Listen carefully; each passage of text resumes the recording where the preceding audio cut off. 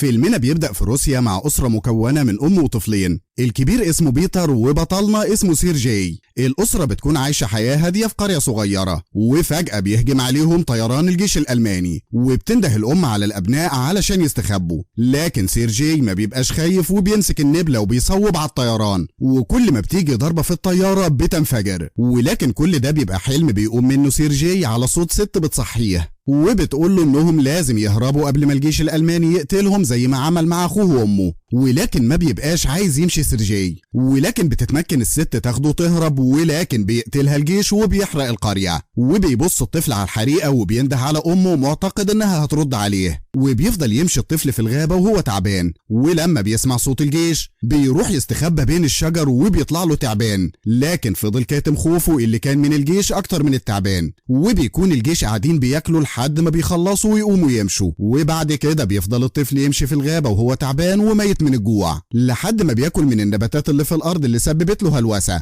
وبينام من التعب وبيحلم بأمه واخوه. ولما بيصحى بيلاقي قنفذ جنبه وقال له روح حذر الجيش الألماني. وتاني يوم بيكون عطشان فبيشرب من مية المطر وبينام. وهنا جنود الكشافة الروسي كانوا شافوه وراحوا ياخدوه. وبنروح لمعسكر الجيش الروسي وبنشوف قائدهم وهو بيتكلم عن الكشافة اللي بعتهم يكشفوا على الجنود الألمان. وبيدخل واحد منهم وهو شايل طفل وبيتعصب عليه القائد لما قال له انت سايب المهمة الأصلية وجايب لي طفل. ولما شاف القائد سيرجي صعب عليه وخده وقعدوا يتكلموا معاه. سألوا القائد عن اسمه ورد بكل شجاعة وقال له اسمه، وقال لهم ببراءة هو القنفذ اللي هو قال لكم على مكاني. وبعد كده سألوه عن أمه لكن ما عرفش يرد وقعد يعيط. وبعدين جابوا له أكل وحاولوا يحتووه، وبعد كده خدوه علشان يعالجوه من الجروح اللي عنده في الصليب الأحمر. وقالت له الممرضة إن جرحك عامل زي الوردة. اتعصب وقال لها مش بحب الورد، أنا بحب الدبابات أكتر. قالت له خلاص هرسمها لك. وسألها هم لقوه إزاي؟ قالت له الكشافة لقوه. سألها هو كل الموجودين كشافة؟ قالت له في كشافة وجنود. وقال له واحد من اللي بيتعالجوا ان الطباخ اللي جاب له الاكل برضه جندي. وسأل الطفل الممرضة هو القائد كده شجاع يعني؟ قالت له ايوه شجاع، علشان كده خد وسام الشرف ومسدس مميز علشان شجاعته. وتاني يوم راح القائد يزور سيرجي ويطمن عليه، وقال له ان الممرضة ادته حقنة وجعته. قال له القائد هقول لك سر، انا كمان بخاف من الحقن. بعد كده وراله وسام الشرف وطلب سيرجي يشوف المسدس، وطلعه له القائد ومسكوا الطفل ولعب بيه وخده تاني منه. وبعدها فرجوا الطفل على الدبابة اللي رسمتها له الممرضة، ورسم له طيارة على دراعه. وبعدين مشي القائد وراحت وراه الممرضة طلبت منه انها تعتني بالطفل بدل ما يروح دار ايتام. رفض القائد وقال لها احنا في حالة حرب وفي الصفوف الاولى كمان ومش هينفع. وبعدها بنشوف جنود الكشافة اللي جم مع القائد بيلعبوا مع سيرجي لانه طفل محبوب من كل اللي شافوه، وادوله منظار هدية يلعب بيه. وبنروح للممرضة قاعدة مع زميلتها بتقول لها انها حاسة بحاجة غريبة ناحية الطفل، وانها ما بكتش قبل كده على حد مجروح لكن بكت عليه، وانها نفسها تعتني بيها علشان ما يشوفش الحروب اللي بتحصل. قالت لها زميلتها طب ما تقولي للقائد.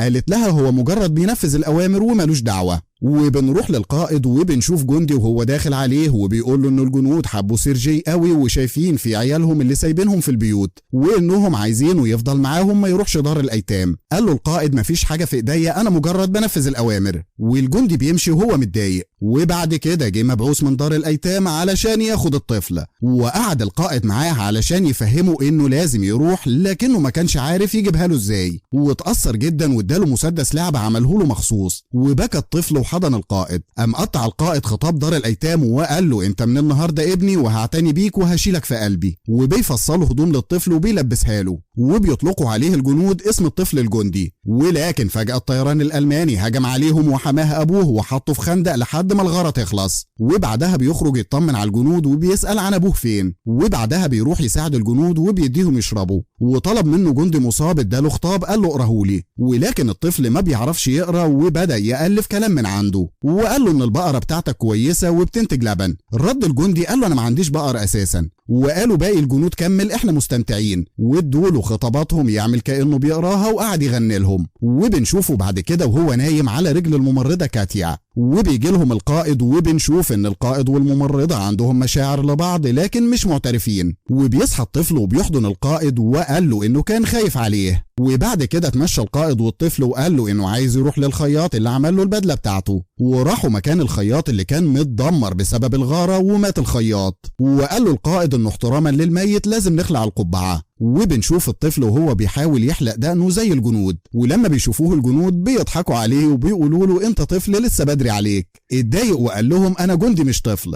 وبعدين بيروح الطفل للقائد وبيحييه زي الجنود وبيسأله لو عنده مهمة يخلصها. رد القائد وقال له ايوه عربية البريد جاية النهاردة وعايزك توزعهم على الجنود. ولما بتوصل الخطابات بيروح يوزعها على الجنود وبيبقوا مبسوطين، وفي جندي مش بيرضى يديله الخطاب غير لما يرقص له. وبعد كده بيطلع يتمشى الجندي الصغير في الغابة، وبالمنظار بتاعه شاف جندي ألماني جاسوس وراح يبلغ الجنود، لكنهم ما صدقهوش، ولكنه عرف يقنعهم وراح جندي علشان يشوف الحوار ده، وصمم الطفل انه يروح معاه. وبنروح تاني للطفل والجنود اللي قفشوا فعلا جنود ألمان وقتلوهم. ولما بيروح يوزع الطفل الخطابات من تاني كان معاه خطاب للراجل اللي بيرقص له، ولكن لما عرف انه مات اتأثر جدا وقلع القبعة. وبنروح للقائد وواحد من الجنود بيحكي له ان سيرجي هو السبب انهم يقفشوا الجنود الألمان وانه يستحق وسام الشرف. وبيدخل عليهم سيرجي وبيحييهم وبيقول لهم انه خلص مهمة توزيع الخطابات، وطلب من القائد ما يعملوش زي الأطفال، انا جندي كبير. وبنشوف سيرجي وسط الحرب بياخد الذخيره وبيوصلهم للجنود، لكن قال له جندي ارجع بسرعه للقائد، فاداله التحيه وراح للقائد فعلا. وبعدين بيروح الطفل للممرضه كاتيا وبيقول لها تعالي بسرعه علشان القائد تعبان، واعترف لها القائد بحبه لكنها بتسيبه وتمشي. وبيطلع يجري وراها وبيقول لها انا عايزك تبقي ام لسيرجي، قالت له ماشي موافقه. وبيطلع الطفل على قمه وبيبص بالمنظار بتاعه وبيلاقي كلاب وبيفرح علشان هيركب عربيتهم وهياخدوه ويجروا،